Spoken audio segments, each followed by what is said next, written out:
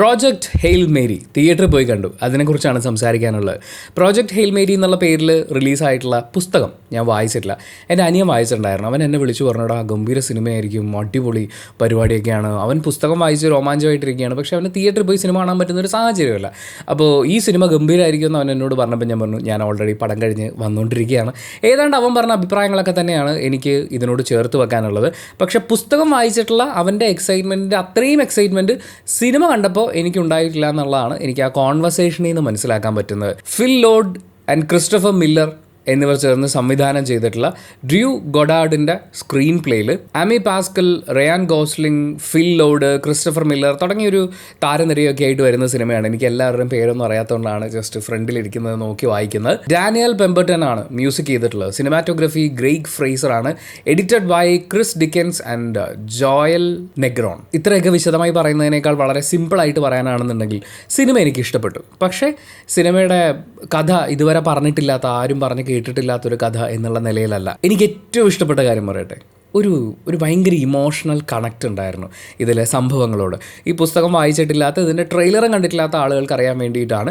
ഒരു പെർട്ടിക്കുലർ മിഷന് വേണ്ടിയിട്ട് സ്പേസിലേക്ക് പോകുന്ന മനുഷ്യൻ, അയാൾ അവിടെ വെച്ച് ഒറ്റപ്പെട്ടു പോകുന്നു. അവിടെ അയാൾക്കൊരു ഏലിയനുമായി കൂട്ടുകെട്ടുണ്ടാക്കാൻ പറ്റുന്നു. ഒരു അന്യഗ്രഹ ജീവിയുമായിട്ട് അയാളൊരു കൂട്ടുകെട്ടുണ്ടാക്കുന്നു. ഇതാണ് സംഭവം എന്ന് പറയുന്നത്. അപ്പോൾ ഇയാൾ പോകുന്ന സാഹചര്യം എന്താണ്, ഇയാളുടെ ജീവിത സാഹചര്യങ്ങൾ എന്തൊക്കെയാണ്, അയാൾ പോയിട്ടില്ലെങ്കിൽ ആ മിഷൻ എത്രത്തോളം ക്രൂഷ്യലാണെന്നുള്ളത്, പിന്നെ എന്തിനാണ് ഒരു ഏലിയൻ അവിടെ വരുന്നത്, ഇയാളുമായിട്ട് ഒരു കണക്ഷൻ ഉണ്ടാവുന്നത്, അവർക്കിടയിൽ വരുന്ന ഒരു ബന്ധം എന്താണ്, ഇയാളുടെ മിഷൻ വിജയിക്കുമോ, ഇങ്ങനെയൊക്കെയുള്ള കുറേ കാര്യങ്ങൾ, കുറേ ചോദ്യങ്ങൾ നമ്മുടെ മുന്നിലേക്ക് എടുത്തു വെക്കുന്ന അതിനൊക്കെ ഉത്തരം തരുന്നൊരു സിനിമയാണ് ദി പ്രോജക്റ്റ് ഹെയിൽ മേരി എന്ന് പറയുന്നത്. അതിൻ്റെ സയൻറ്റിഫിക് പരിപാടികളൊക്കെ എണ്ണിപ്പെറുക്കി പറയാനാണെങ്കിൽ നിങ്ങൾ സിനിമ കാണുന്നത് പോലെ ഇരിക്കും. ഞാൻ മുഴുവൻ കാര്യങ്ങളും പറഞ്ഞായിരുന്നു. ഞാൻ ഇതിൻ്റെ ട്രെയിലർ മാത്രമേ കണ്ടിട്ടുള്ളൂ, പുസ്തകമൊന്നും വായിച്ചിട്ടില്ല. ഞാൻ എന്താണോ പ്രതീക്ഷിച്ചിരുന്നത് ഏതാണ്ട് അതൊക്കെ തന്നെ. പക്ഷേ ഈ ഇമോഷണൽ സാധനമാണ് എന്നെ ശരിക്കും ഹുക്ക് ചെയ്തത്.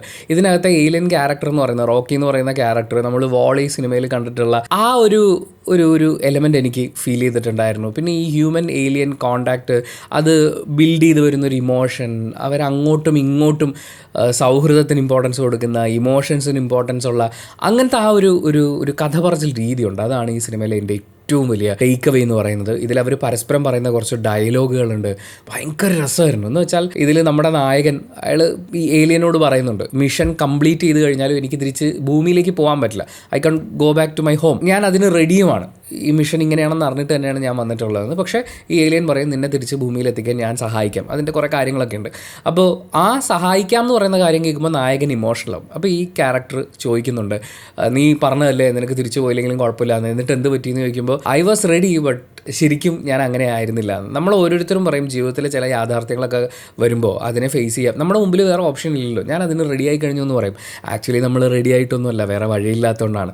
വഴി ഉണ്ട് എന്ന് വരുമ്പോഴാണ് ആ ഒരു കാര്യത്തിലൊരു മാറ്റം വരിക. അങ്ങനെ കുറേ കാര്യങ്ങളുണ്ട് കേട്ടോ. മനുഷ്യൻ്റെ പല ചിന്തകൾ, പല സാഹചര്യങ്ങൾ, ഒറ്റപ്പെടൽ, സൗഹൃദം, അങ്ങനെ ഒരുപാട് കാര്യങ്ങളുടെ ഭയങ്കര രസകരമായിട്ടുള്ള ഒരു കഥ പറച്ചിലാണ് ഈ സിനിമയിൽ എനിക്ക് ഫീൽ ചെയ്തത്. പിന്നെ വിഷ്വൽ പരിപാടികൾ, അതായത് ഇവർ രണ്ടുപേരേ ഉള്ളൂ സ്ക്രീനിൽ, ബാക്കി കുറച്ച് ക്യാരക്ടേഴ്സ് ഉണ്ട്. പക്ഷേ ഏറ്റവും കൂടുതൽ സമയം ഇത് തന്നെ നമ്മൾ കണ്ടുകൊണ്ടിരിക്കുന്നത്, ഒരു സ്പേസ് ഷിപ്പ് അങ്ങോട്ടും ഇങ്ങോട്ടും പോകുന്നു. ഇതിൽ പറയുന്ന കഥയൊക്കെ പറയാനാണെങ്കിൽ നമ്മൾ ഇപ്പം ഞാൻ നേരത്തെ പറഞ്ഞില്ലേ, സ്പേസ് ഷിപ്പിൽ സ്പേസിലേക്ക് പോകുന്ന ഒരു മിഷന് വേണ്ടിയിട്ട് അവിടെ വെച്ച് ഒറ്റപ്പെട്ടു പോകുന്ന ആളുകൾ, അല്ലെങ്കിൽ അവിടെ സംഭവിക്കുന്ന പ്രശ്നങ്ങൾ, ഈ സ്പേസിലെ കുറേ കാൽക്കുലേഷൻസും കാര്യങ്ങളും, ഇതൊക്കെ എത്രയോ സിനിമകളിൽ നമ്മൾ ആവർത്തിച്ച് കണ്ടിട്ടുള്ളതാണ്. പക്ഷേ ഈ സിനിമയിലേക്ക് വരുമ്പോൾ അതിൻ്റെ വിഷ്വൽ പരിപാടികൾ ഭയങ്കര രസമായിട്ടാണ് ചെയ്തേക്കുന്നത്. ഞാൻ ഏരീസ് പ്ലക്സിൽ ഓഡി 4-ലാണ് കണ്ടത്. ഇത് ഓഡി 1-ൽ കാണാൻ പറ്റിയിരുന്നെങ്കിൽ എന്നെനിക്ക് ഭയങ്കര ആഗ്രഹം തോന്നിപ്പോയി. കുറച്ചും കൂടി ഒരു വലിയ സ്ക്രീനിലായിരുന്നെങ്കിൽ ഇത് നമുക്ക് തരാൻ സാധ്യതയുള്ള ഒരു ഇമ്പാക്റ്റ് എന്ന് പറയുന്നത് അത് കുറേയും കൂടി അടിപൊളിയായിരുന്നേനെ. അതുപോലെ മ്യൂസിക്, ഇതിൻ്റെ ടോട്ടൽ സൗണ്ട് പരിപാടികളൊക്കെ നല്ലതായിരുന്നു. പക്ഷേ ഏരീസിൽ ഞാൻ പടം കാണുമ്പോൾ ഇവർ ഇൻ്റർവെൽ വിട്ടിടില്ലേ, ഇൻ്റർവെലിൻ്റെ അങ്ങോട്ടേക്ക് വരുമ്പോഴേക്കും വോയിസ് ഇങ്ങനെ കുറഞ്ഞു വരിക. ആക്ച്വലി അവിടെ ഇൻ്റർവെൽ ഉണ്ടായിട്ടല്ല, അവർ കട്ട് ചെയ്യുന്നതാണ്. പക്ഷേ ആ കട്ട് ചെയ്യാൻ വരുമ്പോഴേക്കും ഇതിൻ്റെ സൗണ്ട് ഭയങ്കരമായിട്ട് ഡൗൺ ആയിട്ട് വരും. അത് കഴിഞ്ഞ് ഇൻ്റർവെൽ പരിപാടി കഴിഞ്ഞത് തുടങ്ങുമ്പോഴും ആ സൗണ്ട് പയ്യാണ് കയറി വരുന്നത്. നമുക്ക് ആ നിർത്തിയെടുത്ത് നല്ല തുടങ്ങുന്നത്. എനിക്ക് അത്രയും 2 പോർഷൻസ് ഭയങ്കര ബുദ്ധിമുട്ടായിട്ട് തോന്നി. ബാക്കി മ്യൂസിക് വൈസ്, സൗണ്ടിങ് പരിപാടികൾ എല്ലാം ഗംഭീരമായിട്ടാണ് തോന്നിയത്. ഒരു നല്ല ഫീൽ ഗുഡ് എക്സ്പീരിയൻസുമായിട്ട് ഞാൻ തിയേറ്ററിൽ നിന്ന് ഇറങ്ങി വന്നു. എന്നാൽ ഇതുവരെ ഞാൻ കണ്ടിട്ടുള്ള ഒരു സയൻസ് ഫിക്ഷൻ, അഡ്വഞ്ചർ, അല്ലെങ്കിൽ ഒരു സ്പേസ് ഷിപ്പ്, അതിലെ യാത്രയും കാര്യങ്ങളൊക്കെ ആ കഥ പറയുന്ന ആ ഒരു ജോണറിൽ നിൽക്കുന്ന ഒരു സിനിമയിൽ ദി ബെസ്റ്റ് ഇതാണോ എന്ന് ചോദിച്ചാൽ അങ്ങനെ ഞാൻ പറയില്ല. പക്ഷേ it's a feel good movie. കഥാപരമായി ഭയങ്കര സംഭവകരമായിട്ടുള്ള ആയിട്ടുള്ള ഒന്നും പറയാനില്ലെങ്കിലും അതിനൊരു സുഖമുണ്ട് മാൻ. അതാണ് അതിനെക്കുറിച്ച് പറയാനുള്ളത്. വളരെ സിമ്പിളായിട്ട് ഇത്രയാണ് പറയാനുള്ളത്. കുറച്ച് വിപുലീകരിച്ച് പറഞ്ഞാലും ഇത്രയൊക്കെ തന്നെയാണ് പറയാനുള്ളത്. നിങ്ങൾ ഈ ജോണറിൽ വരുന്ന സിനിമകൾ കാണാൻ ഇഷ്ടപ്പെടുന്ന ഒരാളാണെന്നുണ്ടെങ്കിൽ തീർച്ചയായിട്ടും തിയേറ്ററിൽ പോയി സിനിമ കാണുക. And thank you so much for watching this video. Video ഇഷ്ടപ്പെട്ടാൽ മാത്രം ലൈക്ക് ചെയ്യുക. ഇഷ്ടപ്പെട്ടിട്ടില്ലെങ്കിൽ എന്തുകൊണ്ട് ഇഷ്ടപ്പെട്ടില്ല എന്ന് കമൻറ്റ് ചെയ്യുക. ചാനൽ സബ്സ്ക്രൈബ് ചെയ്യുന്ന കാര്യവും ഹൈപ്പ് ചെയ്യുന്ന കാര്യവും പരിഗണിക്കുക.